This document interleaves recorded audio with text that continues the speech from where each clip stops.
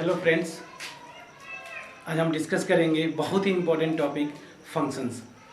Functions जैसा आप जानते हैं इतना इम्पोर्टेंट टॉपिक है, या तो आप इसको 11th-12th लेवल पे या उसके बेसिस पे कोई कम्पिटिटिव एग्जाम की बात करते हैं, या फिर आप हायर मैथमेटिक्स की बात करते हैं।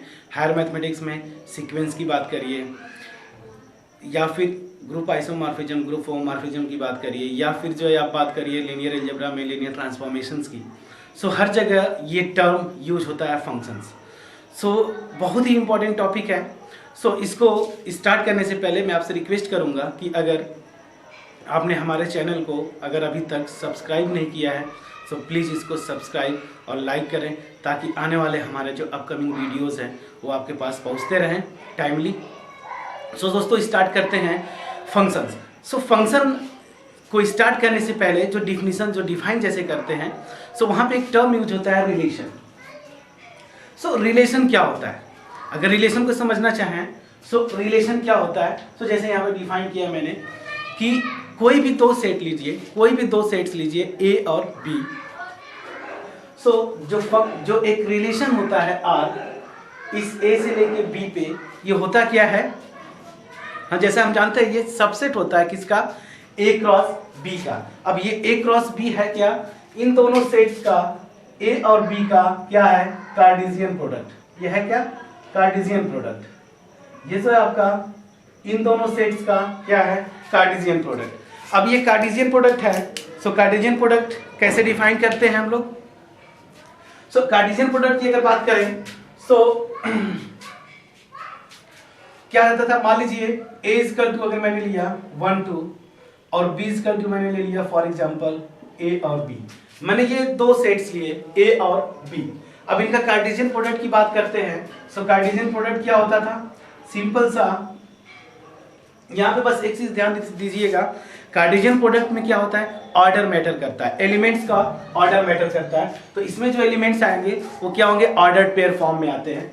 सो इसके एलिमेंट्स किस टाइप के होते हैं, ये ordered pair a b such that जो पहला एलिमेंट होगा वो पहले सेट से आएगा, ए बिलोंग्स टू ए और बी बिलोंग्स टू बी, ये इस फॉर्म में आते हैं। सो ये है इनका कार्टेशियन प्रोडक्ट। सो अगर मुझे कार्टेशियन प्रोडक्ट लिखना है अगर, सो ये जो सेट ए बी है, अब यहाँ पे मैं लिखा हूँ क्योंकि ए बी नोटेशन ले लिया तो मैं एक्स वाई लिखता तो ज्यादा समझ में आता, शायद वो सही होगा।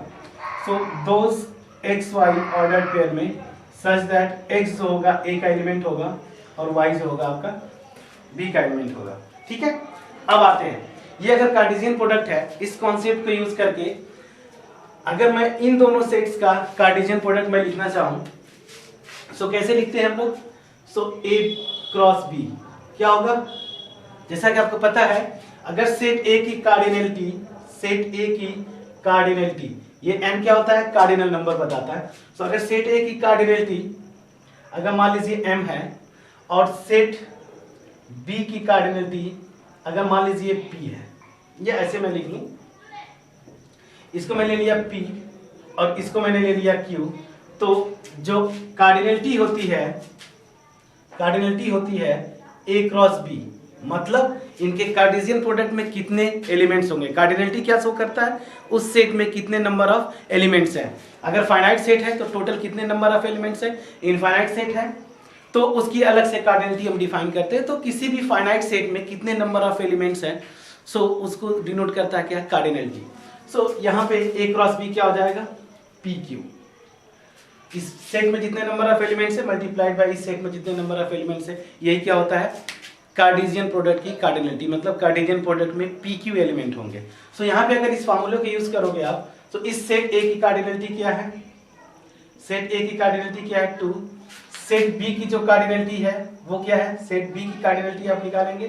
सो ये क्या है 2, तो इनके कार्टेशियन प्रोडक्ट की कार्डिनलिटी क्या हो जाएगी 4, 2 इंटू 2, सो कितना आ जाएगा 4। सो इस सेट में जो इनका कार्टेशियन प्रोडक्ट है इसमें कितने नंबर ऑफ एलिमेंट्स होने चाहिए, 4 होंगे। और वो कैसे निकालेंगे, सो रूल क्या है, सिंपल सा रूल है, आप पहले यहाँ का एक एलिमेंट पकड़ें और जैसे आप नंबर्स को मल्टीप्लाई करते हैं उसी तरीके से सोचें, पहले इसको इससे मल्टीप्लाई करूंगा, फिर इसको इससे मल्टीप्लाई करूंगा, फिर 2 को इससे मल्टीप्लाई करूंगा, 2 को इसका मल्टीप्लाई करूंगा।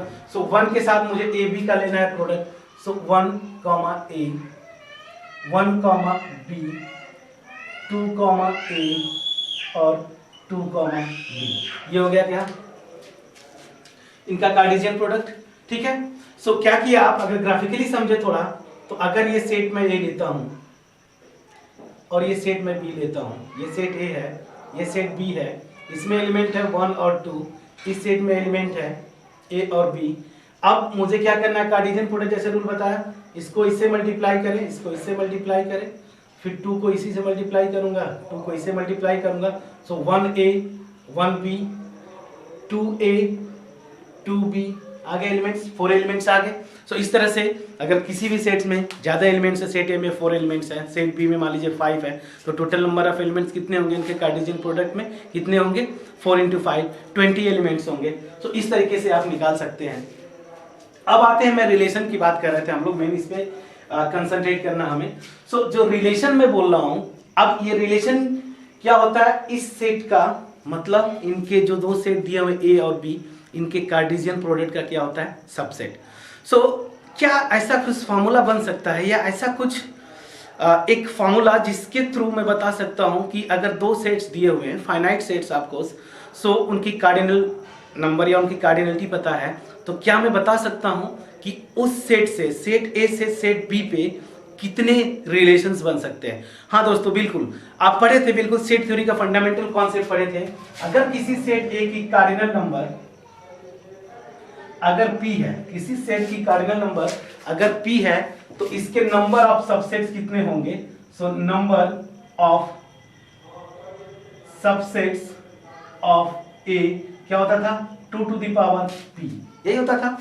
सो बिल्कुल अगर सेट ए की कार्डिनल नंबर पता है, सेट बी की कार्डिनल नंबर पता है, सो मैं एक सेट से दूसरे सेट पे कितने नंबर ऑफ कितने रिलेशंस में बना सकता हूं, उनका नंबर भी बता सकता हूं। कैसे, अब आते हैं ए क्रॉस बी। सो इसका अभी जस्ट फॉर्मूला मैं बताया, सेट ए की अगर कार्डिनलिटी आपकी मैं लिया हूं p, सेट बी की कार्डिनलिटी मैं लिया हूं q, ठीक है, तो इनके कार्टेशियन प्रोडक्ट की कार्डिनलिटी क्या होगी, pq होगी।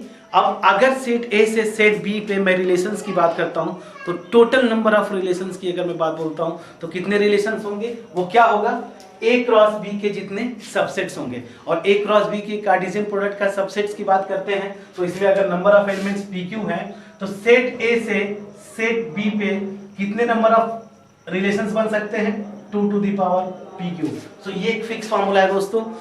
अगर ए और बी दो फाइनाइट सेट्स लेता हूं मैं, सेट ए की कार्डिनलिटी p है, सेट बी की कार्डिनलिटी अगर q है, सो ए से बी पे कितने नंबर ऑफ रिलेशंस, कितने रिलेशंस बना सकता हूं मैं, उसका फार्मूला क्या है, आप कार्टेशियन प्रोडक्ट की कार्डिनलिटी निकाल लीजिए, वो क्या होता है, pq होगा। अगर सेट ए में p एलिमेंट है, सेट बी में q एलिमेंट है, सो pq एलिमेंट होंगे, और रिलेशन ए से बी पे क्या होगा, इसी ए क्रॉस बी का सबसेट, तो दैट मींस क्या हो जाएगा, 2 to the power pq।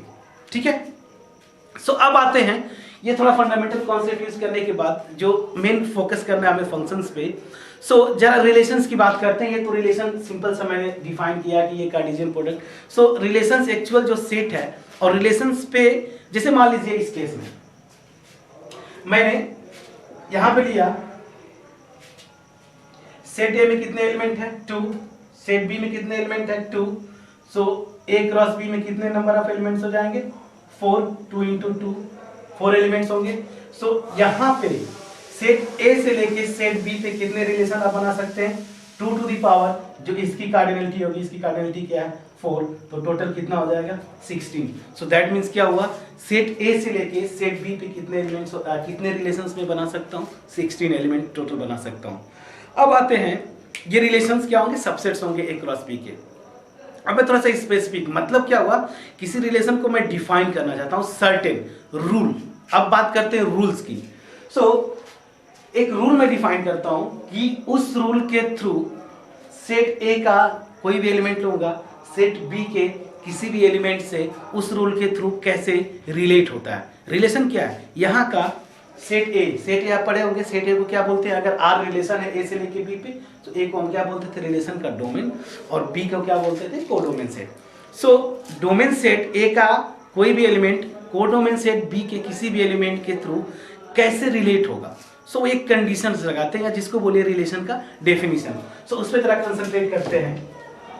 सो यहाँ पे अगर बात करूं मैं, सो एक एग्जांपल जरा लेते हैं, एक एग्जांपल लेते हैं, उसके थ्रू आपको समझ में आएगा, थोड़ा क्लियर होगा। So example, let A equal to, मैं कुछ एलिमेंट्स लेता हूं, मान लीजिए 1 2 3। बी इक्वल टू मैं लेता हूं, चलिए मैंने ले लिया 3 4 और 7 फॉर एग्जांपल। चलिए ए में मैंने लिया 3 एलिमेंट्स, बी में लिया मैंने क्या 3 एलिमेंट्स। सो अगर यहाँ से पूछता हूँ कितने ए से बी पे कितने पॉसिबल रिलेशंस होंगे, तो आपको पता है सेट ए की कार्डिनलिटी क्या है, सेट ए की जो कार्डिनलिटी है वो कितनी है 3, सेट बी की जो कार्डिनलिटी है वो कितनी है 3। So total number of relations from set A to set B कितने हो जाएंगे, तो यहाँ पे आपको निकालना है इनके कार्टेशियन प्रोडक्ट की कार्डिनलिटी क्या होगी, तो 3 × 3 कितना हो जाएगा 9। सो total number of relation set A से सेट बी पे क्या हो जाएगा, इसके नंबर ऑफ सबसेट्स, और नंबर ऑफ सबसेट्स मतलब 2⁹। सो इतने पॉसिबल रिलेशंस हैं। अब मैं उसमें से एक स्पेसिफिक रिलेशन एक डिफाइन में करता हूँ, एक रिलेशन को मैं डेफिनेशन के थ्रू, मतलब सेट ए का एक पर्टिकुलर एलिमेंट सेट बी के किसी भी एलिमेंट के साथ कौन से एलिमेंट के साथ रिलेट होगा, वो एक रिलेशन का एक डिफिनीशन, एक क्या बोलते हैं आप, कंडीशंस में लगा रहा हूँ। सो अब मैं डिफाइन करता हूँ एक रिलेशन,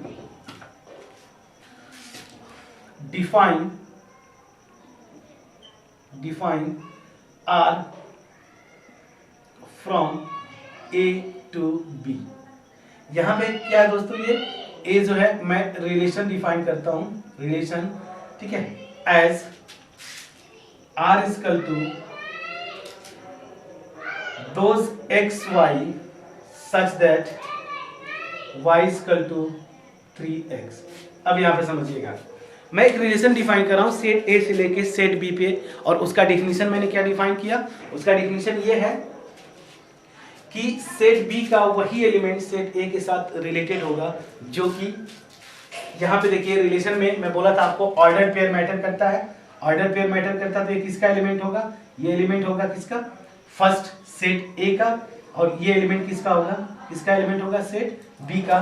सो यहाँ पे जो रिलेशन है कि सेट यहाँ का डोमेन सेट का, मतलब सेट ए का वो एलिमेंट सेट बी के उसी एलिमेंट के साथ रिलेट होगा जो उसका क्या होगा 3 टाइम्स होगा। सो जरा रिलेशन को समझने की कोशिश करते हैं। अगर ये मैं रिलेशन लिखने की बात करता हूं कि आप इस रिलेशन को लिखें, सो कैसे लिखेंगे आप, रूल क्या है, सिंपल सा देखिए, यहाँ पे आप सेट बनाइए, जो भी सेट्स दिए हुए हैं वो सेट्स बनाइए आप ए, और यहाँ पे सेट बना लीजिए बी। अब यहाँ पे दोस्तों मैं सेट ए का एलिमेंट्स लिखूंगा, सेट ए का एलिमेंट्स क्या है 1 2 3, सेट बी का एलिमेंट लिख दिया मैंने 3 4 और 7। अब क्या होगा, रूल क्या है, यहाँ का कोई भी एक्स लूंगा जो इसका 3 टाइम्स यहाँ पे होगा उसी के साथ रिलेट होगा, डेफिनेशन आपको लिखा हुआ है यहाँ पे। सो 1 का 3 टाइम्स क्या है 1 × 3, ये हो गया y। देखिए यहाँ पे y = 3x है ना। सो यहाँ पे अगर मैं x = 1 लेता हूँ, इसकी बात कर रहा हूँ, सो ये किस पे मैप होगा 3 पे ना, 3 पे मैप होगा। सो 1 किस पे मैप होगा 3 पे। उसी तरीके से अगर मैं 2 लूं तो 2 किस पे रिलेट होना चाहिए था, किस पे 6 पे, 2 × 3 6 पे रिलेट होना चाहिए था, यहाँ पे 6 नहीं है, मतलब 2 यहाँ का जो एलिमेंट है यहाँ के किसी एलिमेंट के साथ रिलेट नहीं होगा। उसी तरीके से अगर मैं 3 लिया, अगर 3 लिया तो 3 किससे रिलेट होगा 3 × 3, रूल यही था 3x, तो ये किससे होगा 9 से, यहाँ पे 9 एलिमेंट नहीं है, तो इसका मतलब क्या हो गया, ये जो होगा आपका जो रिलेशन मैं डिफाइन किया। अब अगर मैं आपको बोलता हूं कि ये रिलेशन मैं डिफाइन किया, अब इसको आप जो है रोस्टर फॉर्म में लिखिए, तो ये जो रिलेशन मैंने डिफाइन किया वो रिलेशन होगा क्या डेफिनेशन था, वो सारे ऑर्डर पेयर आएंगे जिसका फर्स्ट कंपोनेंट सेकंड कंपोनेंट जो होगा फर्स्ट का क्या होगा 3 टाइम्स होगा। तो यहाँ पे मुझे जो है मिल रहा है 1, 3, केवल एक एलिमेंट मिला, केवल एक एलिमेंट मिला, ये हो गया रिलेशन। इस तरीके से आप बहुत सारे रिलेशंस डिफाइन कर सकते हैं, उस पे ये डिफिनीशन, तो ये रिलेशन का डिफिनीशन, और ये एक्चुअल जो है जो रिलेशन मैंने डिफाइन किया उसके थ्रू रोस्टर फॉर्म में वो रिलेशन एग्जैक्टली है क्या।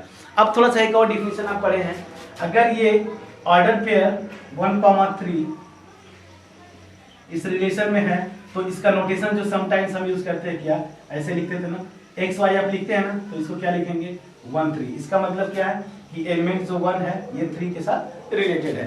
सो ये भी एक नोटेशन है। सो इससे ज़्यादा बहुत कंफ्यूज करने की जरूरत नहीं, आपको बस ऐसे भी लिख सकते हैं, इस रिलेशन का ये एलिमेंट है, मैंने लिख दिया।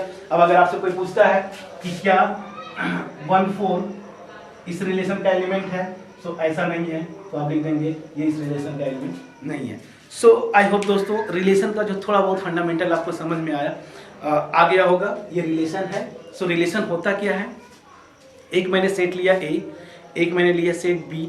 सो सेट ए से सेट बी पे जो रिलेशन होते हैं वो क्या होते हैं, कार्टेशियन प्रोडक्ट इन दोनों सेट्स का ए क्रॉस बी, इन्हीं का सबसेट। अब यहाँ से एक फार्मूला मैं बनाया कि अगर सेट ए फाइनाइट सेट है, उसकी कार्डिनलिटी पी है, सेट बी जिसका एक भी एक फाइनाइट सेट है जिसकी कार्डिनलिटी क्या है क्यू है, तो इनका कार्टेशियन प्रोडक्ट में कितने एलिमेंट्स होंगे, पी क्यू होंगे।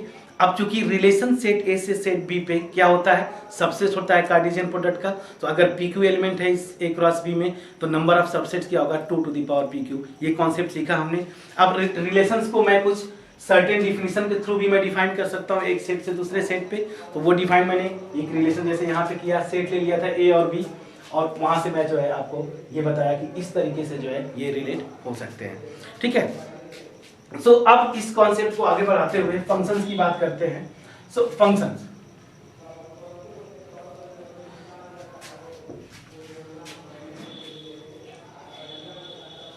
अब आते हैं एक्चुअल टॉपिक, जिसके लिए मैं ये जो भी कॉन्सेप्ट थोड़ा बहुत प्रीलिमिनरी जो था, आपको जो प्री रिक्विजिट जिसको बोलते हैं जरूरत था, उसको मैंने आपको बताया। अब मैं किसी एक नॉन इम्पिटी सेट से किसी भी दूसरे नॉन इम्पिटी सेट पे मैं फंक्शंस डिफाइन करता हूँ। इम्पिटी सेट लेना जरूरी नहीं, रिलेशन जैसे हम करते थे ना, फाइव हर एक सेट का सबसेट होता है, तो 5 एक रिलेशन होता है, तो इसमें कोई एलिमेंट नहीं, तो इसका कोई मीनिंग नहीं। तो फंक्शन में हम क्या करेंगे, दोनों सेट्स को मैं क्या एज्यूम करूंगा, क्या है वो नॉन इम्पिटी सेट है, और नॉन इम्पिटी सेट होने के साथ साथ आपका उसके बाद क्या डिफाइन करते हैं, कैसे डिफाइन करते हैं फंक्शंस। सो फंक्शंस मैं डिफाइन करता हूं, let capital A and capital B B two sets, ठीक है, टू नॉन इम्पिटी सेट्स, ठीक है, two non empty sets.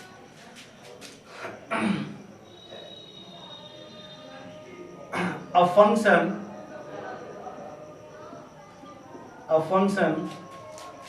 f, function का नोटेशन स्टैंडर्ड नोटेशन f से हम यूज करते हैं। So a function f from set a to set b is a relation or association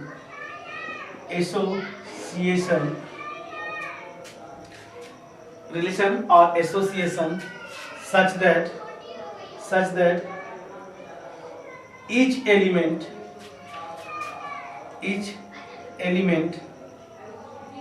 of A has unique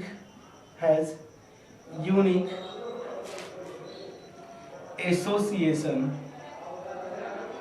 or relation in B, ठीक है। सो ये definition है, ये एक फंडामेंटल डिफिनीशन है, आपको जो कि थोड़ा सा देखना है, आपको समझना है यही कि इस डिफिनीशन का मीनिंग क्या होता है, ये आपको समझना है।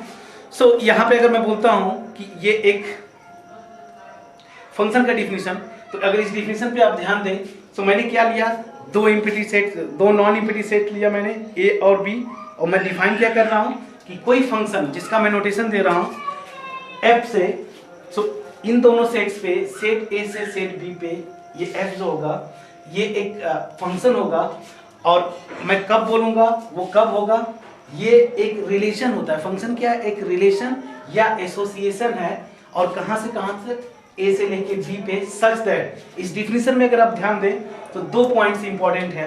एक तो ये ईच एलिमेंट जो मैं लिखा हूं यहाँ पे, each element of set A has, दूसरा क्या है सबसे इंपॉर्टेंट जो यूनिक एसोसिएशन या रिलेशन। तो इस डिफिनेशन में, फंक्शन के डिफिनेशन में दो ही पॉइंट इंपॉर्टेंट होते हैं। क्या? अब अगर आप इसको ध्यान दें तो क्या है, इस सेट का हर पॉइंट का, यहां पे जो भी एलिमेंट लूंगा इस सेट का, उसके हर एलिमेंट के लिए सेट बी में जो है एक यूनिक एसोसिएशन या यूनिक रिलेशन होना चाहिए। ठीक है दोस्तों। सो अगर ऐसी बात है, सो यहां पे मैंने पहले रिलेशन लिखा, तो आप इसको थोड़ा सा करेक्ट कर लीजिए, रिलेशन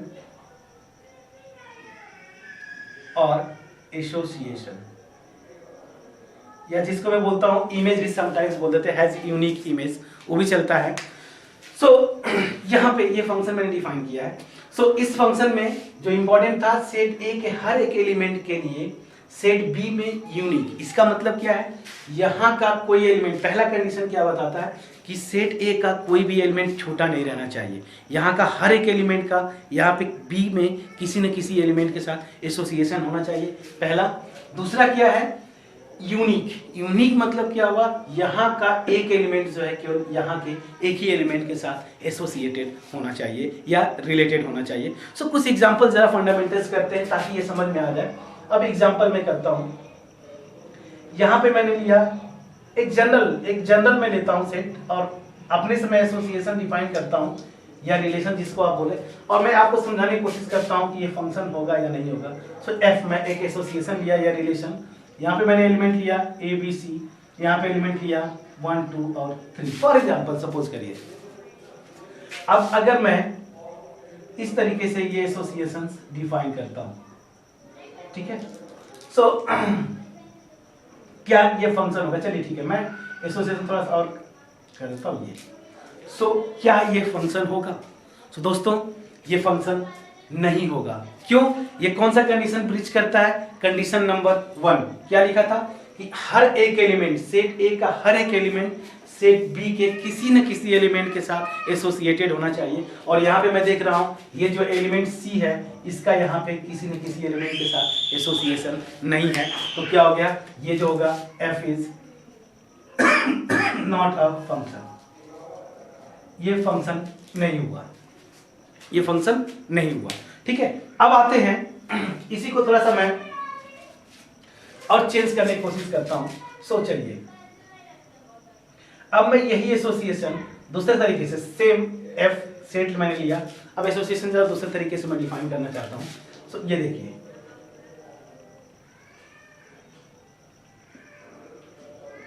अब अगर मैं ये करता हूं तो क्या ये फंक्शन है?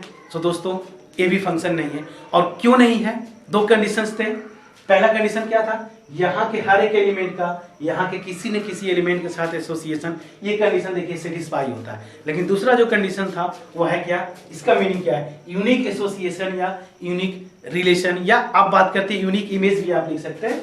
सो उस केस में यहाँ पे क्या हो रहा है, सी जो एलिमेंट है ना, इसका देखिए 2 और 3 यहाँ के दो एलिमेंट के साथ एसोसिएशन या रिलेशन है। सो इसका मतलब क्या हुआ, ये फंक्शन नहीं हुआ। ठीक है। सो अब आते हैं एक और, इसी पे एक और एग्जांपल करने की कोशिश करते हैं।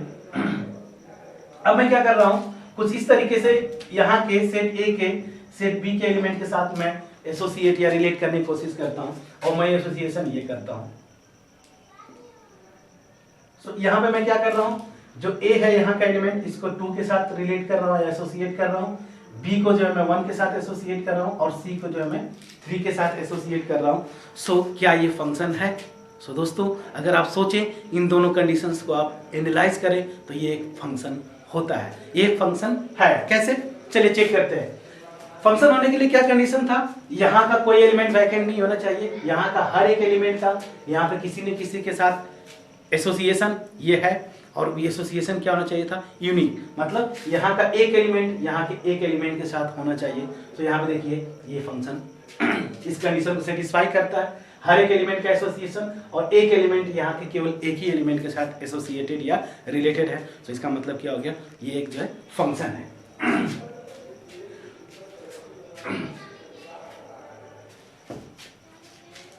अब आते हैं, फंक्शंस हो गया।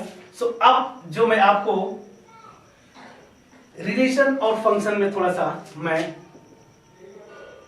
आपको एक थोड़ा सा, क्या रिलेशन और फंक्शन के बीच में क्या कोई भी एक लिंक है या इनके बीच में क्या कोई एक जो कॉन्सेप्ट बोलते हैं ना कि क्या हर एक रिलेशन फंक्शन होगा या हर फंक्शन रिलेशन होगा, इसमें जरा दोस्तों रिजल्ट क्या है कि हर एक फंक्शन जो होता है ना वो रिलेशन होता है, लेकिन हर रिलेशन कोई जरूरी नहीं कि फंक्शन होता है। जो एग्जांपल मैंने रिलेशन में लिया था उसको जरा एनालाइज करते हैं। यहाँ पे क्या था, लेट जो मैंने एग्जांपल लिया था a इक्वल टू 1 2 3 और b इक्वल टू मैंने लिया था 3 4 और 7 फॉर एग्जांपल मान लीजिए, ठीक है ना।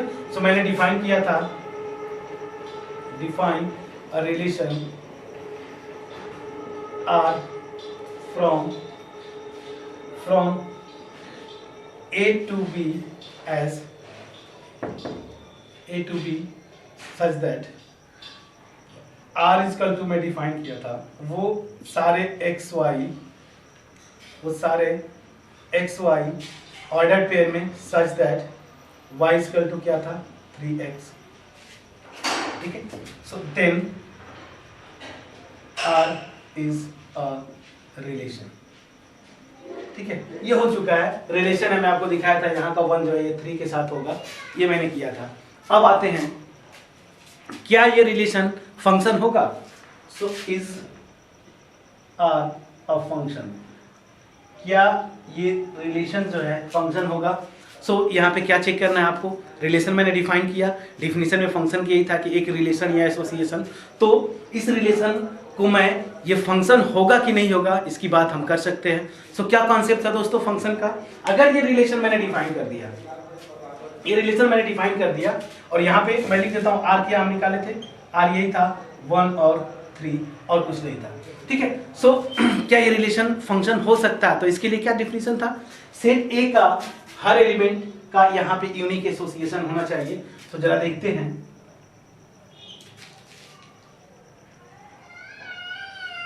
सेट मैंने ए लिया, सेट मैंने बी लिया, ये मैंने ले लिया एफ। अब यहाँ पे लिया था 1 2 3, यहाँ पे लिया मैंने 3 4 7, तो मैं देख रहा हूँ 1 3 के साथ रिलेटेड है और कोई रिलेशन नहीं है, ठीक है। यहाँ पे आया है कोई रिलेशन और बाकी जो है कोई एलिमेंट यहाँ के किसी भी एलिमेंट के साथ रिलेटेड नहीं है। दोस्तों देखते हैं फंक्शन का पहला कंडीशन, यहाँ का हर एक एलिमेंट का यहाँ पे किसी न किसी एलिमेंट के साथ एसोसिएशन होना चाहिए। मैं देख रहा हूँ 2 और 3 ऐसे एलिमेंट यहाँ पे मिल रहे हैं जो कि यहाँ के किसी एलिमेंट के साथ एसोसिएटेड या रिलेटेड नहीं है। इसका मतलब क्या हो गया दोस्तों कि जो फंक्शन होने की पहली कंडीशन थी वही सेटिस्फाई नहीं हो रही है। दैट मीन्स क्या हुआ, ये जो रिलेशन मैंने डिफाइन किया ये एक फंक्शन नहीं होगा, और ये उस रिजल्ट को वेरीफाई करता है कि कोई जरूरी नहीं है कि किसी सेट ए से सेट बी पे हर रिलेशन क्या होगा, फंक्शन होगा, लेकिन हर फंक्शन रिलेशन होता है। R is not a function, ये फंक्शन नहीं हुआ। अब दोस्तों थोड़ा सा आगे बढ़ते हैं इस कॉन्सेप्ट को, फंक्शंस पे अब आते हैं, फंक्शंस के कॉन्सेप्ट को आगे बढ़ाते हैं। जैसे मैंने आपको बताया कि अगर फाइनाइट सेट में लेता हूँ ए और बी और वहाँ पे मैं रिलेशंस की बात करता हूँ तो कितने नंबर ऑफ रिलेशंस बन सकते हैं, ये एक फार्मूला आपके पास था, ठीक है। अब मैं क्या एक फाइनाइट सेट दिया हुआ है, दूसरा एक फाइनाइट सेट दिया हुआ है, तो क्या एक फाइनाइट सेट से दूसरे फाइनाइट सेट पे मैं नंबर ऑफ फंक्शंस की बात कर सकता हूँ, मतलब कितने फंक्शंस में डिफाइन कर सकता हूँ। क्या ये फार्मूला है, क्या ये रूल है? बिल्कुल है दोस्तों, एक रूल है, उसको मैं एक्सप्लेन करने की कोशिश करता हूँ, बहुत बड़ा कॉन्सेप्ट है ये, बहुत अच्छा कॉन्सेप्ट है, और ये होता कहाँ से है, परमुटेशन कॉम्बिनेशन का कॉन्सेप्ट यूज करके। Total number of functions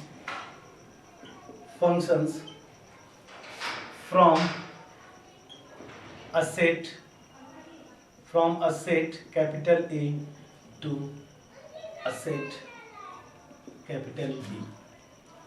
set A से सेट बी पे टोटल नंबर ऑफ कितने फंक्शंस बना सकता हूं मैं, ये फार्मूला है आपका। ये क्या फार्मूला होगा उसको हमें डिस्कस करना है। दोस्तों आइए डिस्कस करते हैं क्या कितने नंबर ऑफ फंक्शंस बन सकते हैं। मैं एज्यूम करता हूं, चलिए मैं एज्यूम करता हूं, let cardinality of A equal to मैंने मान लीजिए P, और कार्डिनलिटी ऑफ B ये क्या हो गया आपका Q। ठीक है, सो मुझे क्या निकालना, सेट A से सेट B पे कितने पॉसिबल फंक्शंस हो सकते हैं। सो यहाँ पे देखिए जरा कॉन्सेप्ट ये है, सेट A मैंने लिया यहाँ पे, सेट B यहाँ पे लिया, ये मैंने ले लिया। मैं बोल रहा हूँ ये फंक्शन होगा, मैं मान चलता हूँ। सो फंक्शन के लिए क्या कंडीशन होता था, यहाँ पे P एलिमेंट्स है, मैं मान लिया x1 x2 इस तरह से xp एलिमेंट, उसी तरीके से y1 y2 और यहाँ पे yq एलिमेंट। यहाँ पे P एलिमेंट्स लिया, वहाँ पे Q एलिमेंट्स, मैंने माना यहाँ पे कार्डिनलिटी सेट A की P है, सेट B की कार्डिनलिटी क्या है Q है। सो यहाँ पे कितने नंबर ऑफ फंक्शंस बन सकते हैं। सो दोस्तों क्या था, रूल क्या था, कैसे निकालेंगे total number of functions. Function का डिफिनेशन क्या था, यहाँ के हर एक एलिमेंट का यहाँ पे किसी न किसी एलिमेंट के साथ एसोसिएशन होना चाहिए, और वो एसोसिएशन क्या होना चाहिए, यूनिक। सो इस कॉन्सेप्ट को आगे बढ़ाते हुए अगर मैं इस पर्टिकुलर एलिमेंट की बात करता हूं, सो x1 कैन बी एसोसिएटेड इन, कितने तरीके से मैं कर सकता हूं। तो देखिए ऑप्शंस की बात बोलते हैं, थोड़ा परमुटेशन का कॉन्सेप्ट यूज होगा।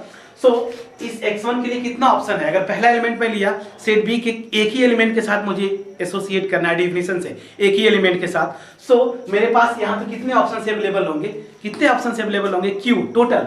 मैं x1 को y1 के साथ रिलेट कर सकता हूँ, x1 को y2 के साथ, x1 को yq के साथ, किसी भी एलिमेंट के साथ। तो मेरे पास कितने ऑप्शन अवेलेबल है, पूरे अवेलेबल है। तो ये क्या हो गया, कितने ऑप्शन अवेलेबल है, Q बेस से मैं इसको एसोसिएट कर सकता हूं। अब आया x2, मैं x2 को अब यहाँ पे अगर फंक्शन होना तो x2 को भी मुझे यहाँ पे किसी न किसी एलिमेंट के साथ क्या करना है, एसोसिएट करना है। तो मेरे पास इस x2 के लिए भी कितना ऑप्शन अवेलेबल है। अगर मैं x1 को मान लीजिए इस y1 के साथ एसोसिएट कर दिया, तो इस x2 को भी मैं y1 के साथ एसोसिएट कर सकता हूं, क्योंकि यहाँ के सारे एलिमेंट यहाँ के किसी एलिमेंट के साथ, किसी एक ही एलिमेंट के साथ एसोसिएटेड हो सकते हैं, कोई प्रॉब्लम नहीं। क्यों, क्योंकि यहाँ का हर एक एलिमेंट जो पहला कंडीशन है इस पे जा रहे हैं, और हर एक एलिमेंट का अलग अलग एसोसिएशन है ना, x1 का y1, x2 का y2। ऐसा तो नहीं है कि यहाँ पे x1 2 पे जा रहा है। तो यहाँ के सारे एलिमेंट किसी एक एलिमेंट पे जा सकते हैं। तो अगेन मेरे पास कितने ऑप्शन अवेलेबल हो गए, ये टोटल। तो टोटल कितने हो गए, x2 कैन बी एसोसिएटेड इन, कितने तरीके से, Q। और इसी तरीके से मैं लास्ट एलिमेंट, बीच में जितने एलिमेंट होंगे सबके लिए Q आएंगे। तो लास्ट एलिमेंट जो है मेरा XP, उसके लिए कितने ऑप्शन अवेलेबल होंगे, इसके लिए भी कितने ऑप्शन होंगे, QS। सो यहाँ के हर एक एलिमेंट के लिए मेरे पास कितने ऑप्शन अवेलेबल हैं, Q। अब क्या करते हैं बेटा, हमें क्या करना है, टोटल कितने फंक्शंस बनेंगे, मतलब ये कितने ऑप्शंस मेरे पास है। तो यहाँ पे क्या लगेगा, फंडामेंटल प्रिंसिपल ऑफ क्या, मल्टीप्लिकेशन में क्या था फंडामेंटल प्रिंसिपल में, कि अगर ये मैं मेन जॉब मेरी क्या है, फंक्शन बनाना है, मतलब यहाँ के सारे एलिमेंट्स को यहाँ पे यूनिक एलिमेंट के साथ एसोसिएट करना है। तो मेरे पास जो फंडामेंटल प्रिंसिपल ऑफ मल्टीप्लिकेशन क्या था, कि अगर मेन जॉब मैंने मान लिया सबको एसोसिएट करना है, और इनको मैंने कितने P सब जॉब्स में डिवाइड कर दिया अलग अलग, और इन सारे P सब जॉब्स क्या है, x1 को भी एसोसिएट करना है, x2 को भी करना है, x3 को भी करना है, इस तरह से xp को भी करना है। इनमें से अगर किसी एक को मैं छोड़ देता हूं तो मेरा मेन जॉब कंप्लीट नहीं होगा, क्योंकि तब फंक्शन ही नहीं रह जाएगा। फंक्शन में क्या था, हर एक सब जॉब को, हर एक एलिमेंट को एसोसिएट करना है। ठीक है, सो बाय फंडामेंटल प्रिंसिपल ऑफ, यहां पे मैं लिखता हूं, bye fundamental principle of multiplication, total number of functions, क्या हो जाएंगे दोस्तों, ये कितने तरीके से मैं किया हूं।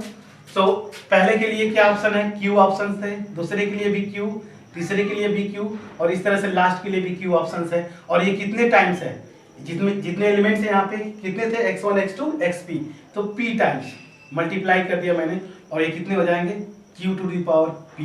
सो यहाँ से एक जो मेरे को फॉर्मूला बना कि सेट A जिसमें कि नंबर ऑफ एलिमेंट्स p हैं, सेट B जिसमें कि नंबर ऑफ एलिमेंट्स q हैं, सो टोटल नंबर ऑफ जो फंक्शंस होंगे वो क्या हो जाएंगे, Q to the power p।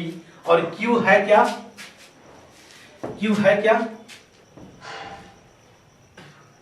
क्या, कार्डिनलिटी ऑफ कोडोमेन। आपको पता है B को हम क्या बोलते हैं, codomain, so cardinality of codomain 2 to the power, ये क्यू क्या है, कार्डिनलिटी ऑफ, ठीक है, कार्डिनलिटी ऑफ क्या, domain, cardinality of domain. So दोस्तों सिंपल सा एक फॉर्मूला बन गया। अगर दो फाइनाइट सेट्स लेता हूं, उनकी कार्डिनलिटी अगर पता है, तो मैं सेट ए से सेट बी पे कितने नंबर ऑफ फंक्शंस बन सकते हैं वो मैं बता सकता हूं। सो फॉर एग्जांपल मान लेता हूं एक सेट लेता हूं जिसकी कार्डिनलिटी क्या है, मान लीजिए 2, एक मैं सेट बी लेता हूं जिसकी कार्डिनलिटी मान लीजिए क्या है, कितने ही कार्डिनलिटी सेट बी की 3 है। सो मैं पूछता हूं कि total number of functions from A to B, ये total number of possible functions from set A to set B क्या होगा। अभी आपने फार्मूला पढ़ा, कोडोमेन में जितने नंबर ऑफ एलिमेंट्स होंगे, ठीक है, वो कितने हैं 3, और 2 टू द पावर कितने डोमेन सेट में एलिमेंट्स हैं, वो हो गया क्या 2, तो कितना हो जाएगा 9। सो दोस्तों सेट ए से सेट बी, जिसमें सेट ए का कार्डिनलिटी मतलब सेट ए में 2 एलिमेंट्स हैं, सेट बी में जो है आप 3 एलिमेंट्स हैं, तो कितना कर सकते हैं, कितने total number of possible functions होंगे, वो क्या हो जाएगा 9। सो कोडोमेन का कार्डिनलिटी लिखिए to the power domain set का। सो दोस्तों आई थिंक ये जो कॉन्सेप्ट है आई होप आपको समझ में आया। अब आते हैं इस कॉन्सेप्ट को आगे बढ़ाते हैं। सो जो रियल आपका अगर 12 लेवल की मैथमेटिक्स पढ़ रहे हैं तो जितने भी फंक्शंस हम पढ़ते हैं रियल फंक्शंस पढ़ते हैं। हायर मैथ्स में आप जाएंगे कॉम्प्लेक्स फंक्शंस भी होते हैं।